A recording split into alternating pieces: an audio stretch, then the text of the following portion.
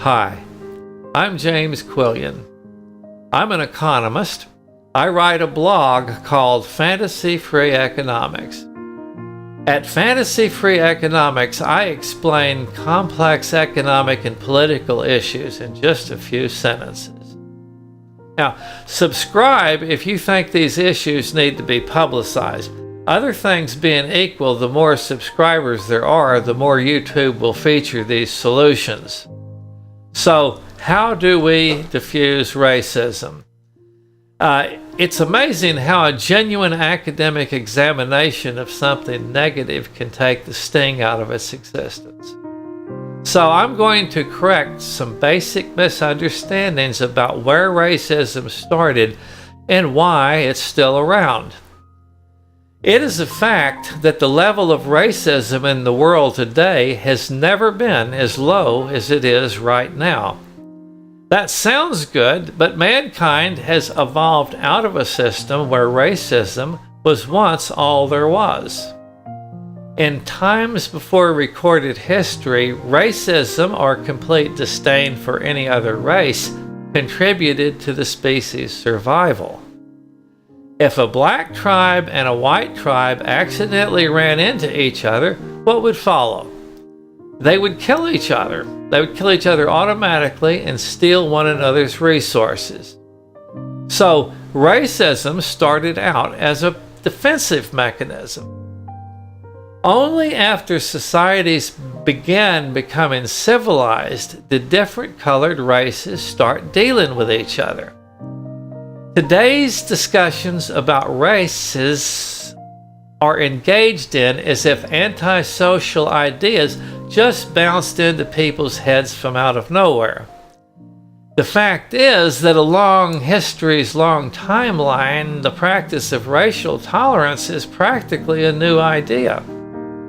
Even with all of the progress that has been made with respect to race relations, automatically reacting with racial bias is still very common.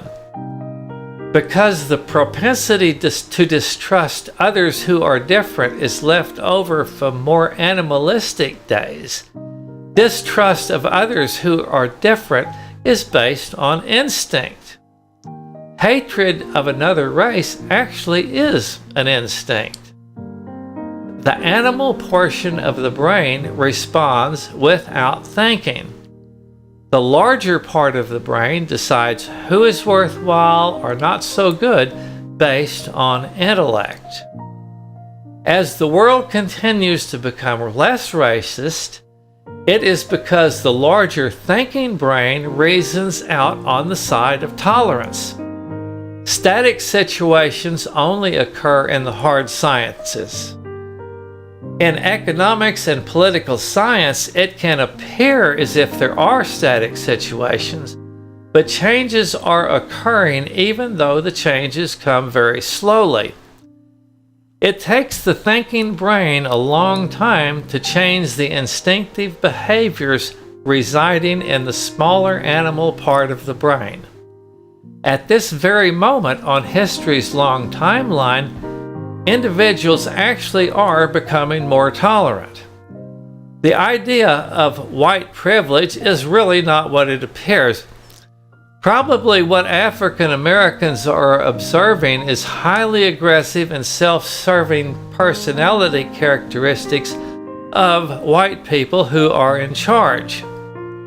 Behavior is determined by personality characteristics, not skin color. White and black people from upper middle class on down actually have more in common with each other than either group has with the country's leadership.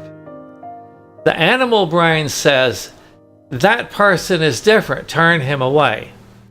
The thinking brain, taking charge, says, let's see what this person is about. Let's have a conversation. So, how does all of that diffuse racism? Well, I said diffuse racism. I didn't say destroy it.